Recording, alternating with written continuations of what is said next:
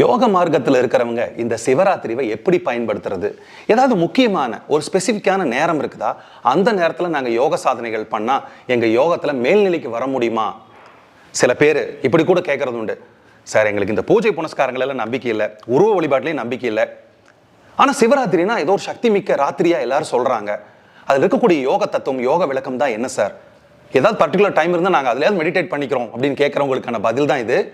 சிவா கூட்டல் ராத்திரி, சிவராத்திரி. சிவான்னா ஜீவன், உள்ளுக்குள் இருக்கக்கூடிய உயிர் சக்தி.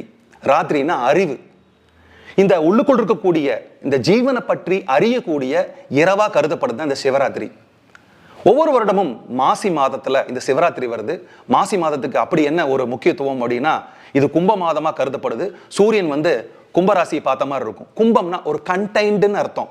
இப்போ ஒரு கும்பம் இருக்குது, அந்த கும்பத்துக்குள்ள ஏதாவது பொருள் இருந்துச்சுன்னா வெளியிலிருந்து பார்த்தா அந்த என்ன இருக்குதுன்னு தெரியாது. அப்படின்னா சேர்க்கப்பட்டது, நிர்வகிக்கப்படுறது, கொள்திறன் வச்சுக்கிறது, அடக்கி வைக்கிறது, உள்ள வைக்கிறது, இப்படி எது வேணா வச்சுக்கலாம் கும்பத்துக்கு. அப்போ வெளியில இருக்கக்கூடிய விஷயத்த உள்ள கொண்டு சேர்த்து வைக்கக்கூடிய ஒரு மாதமா கும்ப மாதம் விளங்குது. இப்ப எப்படி அமாவாசை பௌர்ணமியில சக்தி மிக்க ஒரு வைப்ரேஷன்ஸ் இருக்குது, கீழே இருக்கக்கூடிய சக்தி ஆட்டோமேட்டிக்கா மேல போகக்கூடிய தன்மை இருக்குது. அந்த மாதிரி 3 மடங்கு தன்மை சிவராத்திரியில் இருக்குது ஒரு பர்டிகுலர் நேரத்துக்கு. அந்த பர்டிகுலர் நேரத்தை மகா நிஷின்னு சொல்றோம். அந்த டைமிங் என்னன்னு சொல்லட்டுமா? 11:36 இரவு இருந்து 12:24 மணி இரவு.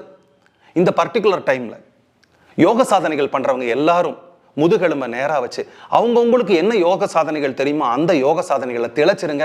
அபரிமிதமான மாற்றத்தை கொண்டு வர முடியும். இது மட்டும் இல்லாம பக்தி மார்க்கத்தில் இப்படி சொல்லப்படுது, 4 கால பூஜைகள்ல இந்த 3ஆம் காலமா கருதப்படக்கூடிய 3ஆம் கால பூஜையா கருதப்படக்கூடிய இந்த மகாநிஷி காலம் பார்வதி தேவி அவர்கள், அதாவது அம்பாள் அவர்கள் சிவபெருமான பூஜித்த காலமா சொல்றாங்க. அம்பாள்னா சக்தின்னு அர்த்தம். ஏன்னா யோக கலாச்சாரத்தில் இருக்கிறவங்க சக்தியும் சிவனும் தான் நம்புவாங்க. சக்தினா எனர்ஜி, சிவன்னா உயிர் சக்தின்னு நம்புவாங்க. அப்போ நம்ம சக்தி, நம்ம உடம்புல இருக்கக்கூடிய உயிர் சக்தியை நோக்கி அபிஷேக ஆராதனைகள் பண்ணி தியானத்தில் ஈடுபடக்கூடிய சரியான நேரம் தான் அந்த 3ஆம் காலமா கருதப்படுது. நீங்க பக்தி யோகத்தை நம்பினாலும் சரி, நீங்க யோக மார்க்கத்தை நம்பினாலும் சரி, அந்த 11:36 12:24 இருக்கக்கூடிய அந்த மகாநிஷி காலத்துல யோக சாதனைகளை பண்ணுங்க.